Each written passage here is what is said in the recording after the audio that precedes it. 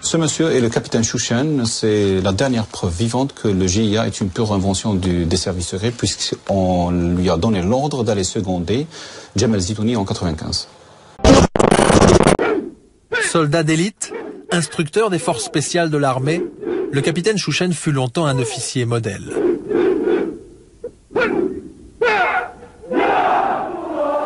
Mais dans les années 90, comme beaucoup de jeunes Algériens, il devient sympathisant du fils.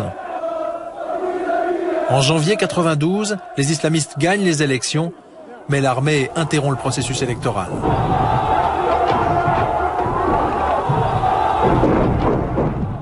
Choqué par le coup d'État, le capitaine Chouchen refuse de tirer sur la foule.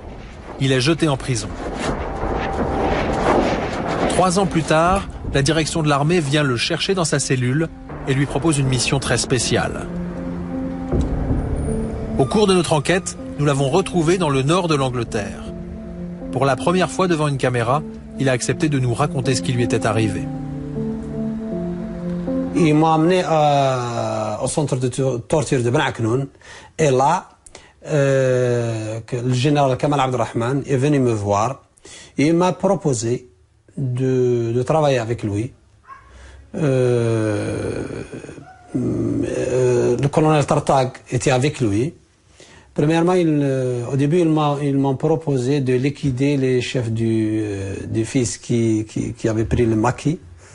Je leur ai dit que je croyais que vous allez me proposer de liquider Zitouni ou les gens qui ont reconnu les crimes contre les enfants, les femmes et ainsi de suite.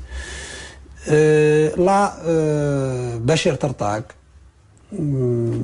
était énervé, il m'a dit laisse Zitouni tranquille, c'est notre homme et c'est avec lui que tu vas travailler. Le colonel Bachir Tartag et le général Abdelrahman, 2 des plus hauts responsables des services secrets algériens qui ont refusé notre demande d'interview, auraient donc ordonné au capitaine Chouchen d'encadrer Jamal Zitouni. C'est mettre l'un des meilleurs instructeurs de l'armée au service du chef du GIA. Là, je savais que si j'hésite, je ne sortirai pas du bureau. Et c'est pour ça que j'ai dit, bon, je vais essayer de le contacter moi. Je vais essayer de le contacter à ma façon. Ils m'ont dit, non, on va arranger ta rencontre avec lui. Chouchen accepte, il cherche à gagner du temps. Quelques semaines plus tard, l'armée lui fixe effectivement un rendez-vous dans un hôtel d'Alger. Il se rend sur place, aperçoit l'émissaire de Zitouni, puis s'éclipse et parvient finalement à rallier l'Angleterre. 6 ans d'exil.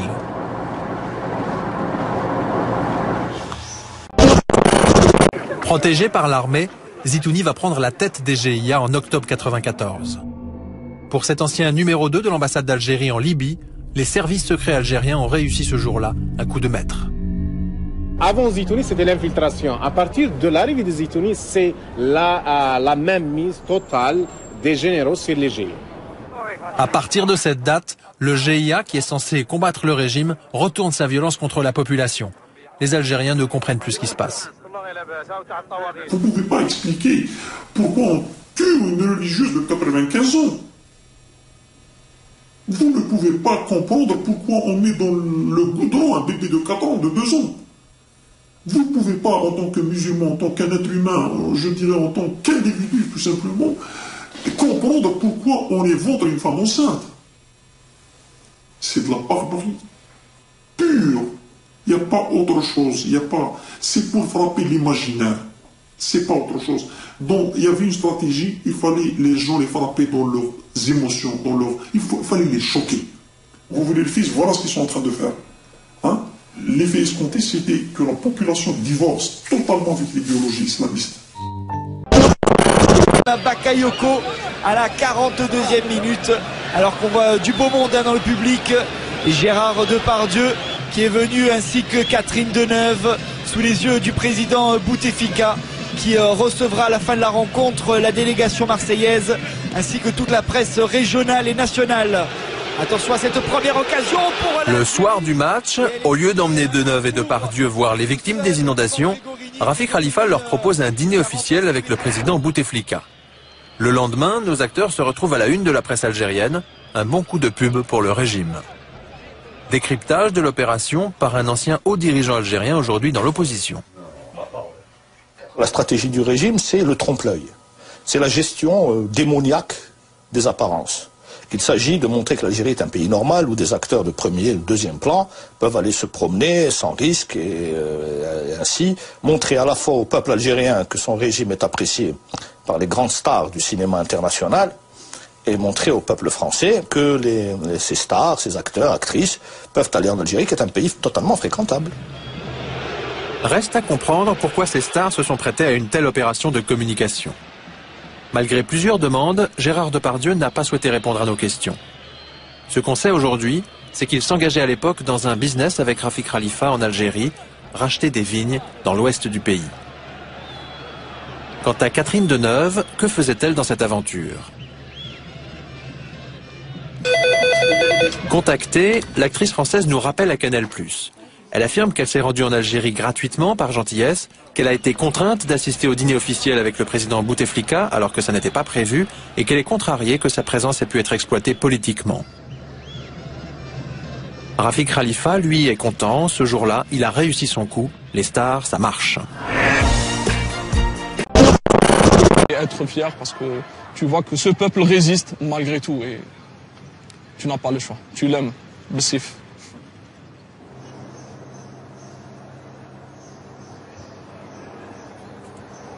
Pour moi, le Hirak n'est pas encore une révolution. Ça n'a pas encore changé les paradigmes des choses. Ça n'a pas encore changé le système. Ça n'a pas encore ébranlé le noyau dur du fonctionnement du système algérien, qui est la primauté du militaire sur le politique. Après la démission de Boutef, le vernis de la démocratie a craqué et on a vu qui dirigeait le pays réellement. C'était la junte militaire. Cet homme est le chef d'état-major des armées, le général Ahmed Gaïd Salah. Soutien indéfectible de Bouteflika, il a fini par le pousser à la démission et s'est imposé comme l'homme fort du pays, en s'affichant comme le protecteur de la nation et de la Constitution. Boutef, il a été placé par les militaires. Zarouel, c'était un militaire. Boumediene, c'était un militaire. Ça a toujours été les militaires. Et ça n'a plus lieu d'être. Rugby de Bègle, la ville de Noël Mamère, que Khalifa investit. Depuis, pour les grandes occasions, il fait survoler la ville par sa patrouille de chasse privée. Mais fin septembre, invité à un match en présence de Rafik Khalifa, Noël Mamère refuse de s'y rendre et prend publiquement ses distances à l'égard du milliardaire algérien. Il y a un monsieur qui est proche du régime algérien, que j'ai toujours condamné pour ses tortures, pour la manière dont il traite les Kabyles et ses minorités, pour cette participation active comme celle du général Nézar à des tueries. Et cet homme, qui est un très riche Algérien, est un des soutiens de ce régime. Parmi les piliers du club, Gérard Depardieu, l'associé de Rafik Khalifa. Quand Mamère attaque le milliardaire, c'est l'acteur qui répond. Je pense que Bègle, il leur manque 5-6 matchs ensemble pour avoir, mais ils ont une équipe très forte. C'est dommage qu'ils aient un maire aussi con, mais enfin il y a des bons présidents. Parce que c'est un maire raciste comme ça qui parle en 2002 de choses pareilles, enfin bref. Il a peut-être chié dans son froc en velours. Sur le coup, je suis tombé de l'armoire de voir qu'il pouvait faire preuve de tant d'excès. Je ne connais pas Depardieu, je ne l'ai jamais rencontré, il ne m'a jamais vu. Donc je trouve que l'excès de Depardieu correspond bien à ce qu'il est dans les affaires. C'est quand même un garçon qui n'hésite pas à aller soutenir un nationaliste dangereux qui s'appelle Monsieur Messiar en Slovaquie, qui n'hésite pas à serrer la main de Fidel Castro, qu'il appelle mon ami Depardieu, et à investir dans le pays de ce qui est quand même un dictateur, et qui maintenant vient s'acoquiner avec Monsieur Khalifa et avec les généraux. Parce que le lendemain du match, c'est pas moi qui le dis, c'est le journal El Watan, Depardieu a pris un avion de Khalifa Airways, est allé à Tlemcen, pour visiter les nouveaux vignobles qu'il avait achetés. Je vous rappelle que ces vignobles, il peut les acheter, mais l'État algérien a 40% des intérêts. Et le journaliste d'El Watan raconte que Depardieu a demandé à ses amis de le rejoindre sur la photo avec cette déclaration qui en dit long sur son sens de la philanthropie. Venez les gars, il y a du pognon à prendre. Si c'est ça la philosophie de Gérard Depardieu, c'est la sienne, mais c'est pas la mienne.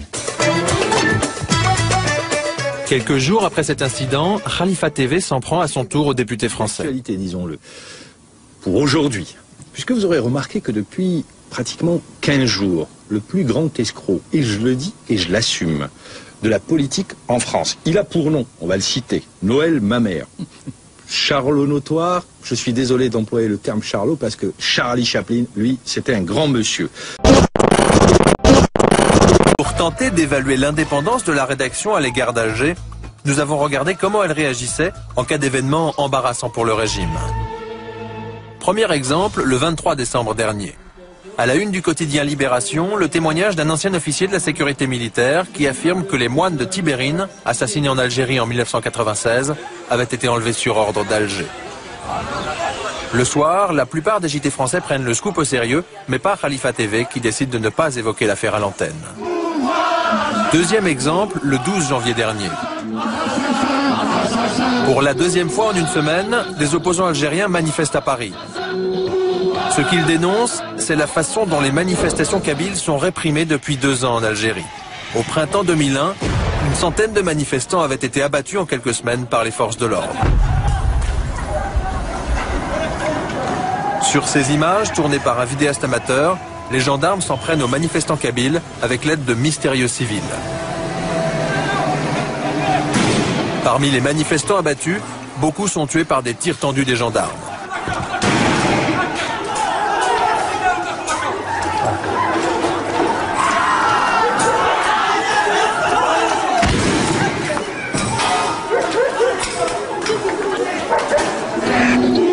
Ce jour-là, à Paris, les manifestants réclament la libération de leurs frères en grève de la faim dans les prisons algériennes.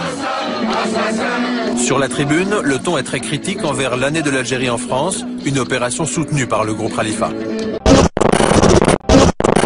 Zitouni et ses lieutenants font le travail, puis des communiqués portant le tampon du GIA sont publiés à Londres.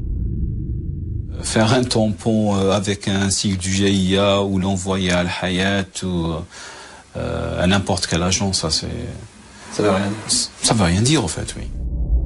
El Hayat, le plus grand quotidien en langue arabe de Londres. Depuis 10 ans, ce journal publie régulièrement les communiqués du GIA en affirmant qu'ils émanent des islamistes. En fait, le journaliste chargé de l'Algérie les recevait par fax. Il n'a jamais pu en vérifier la provenance. À l'époque, le GIA sortait 2 ou 3 communiqués par semaine. Comment voulez-vous qu'on en vérifie l'authenticité? C'était impossible. Le général a beau mettre des proches de Bouteflika en prison, les manifestants le perçoivent comme un membre du clan du président déchu. Rien ne calme la colère populaire.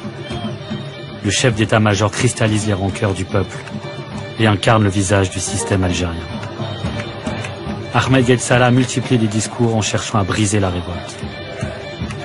Mais comment casser cette dynamique révolutionnaire? Le pouvoir a l'idée de faire interdire leurs démarches les drapeaux amazirs, l'emblème berbère que revendiquent notamment les Kabyles. Le régime espère ainsi jouer sur la corde régionaliste et diviser les Algériens. En vain.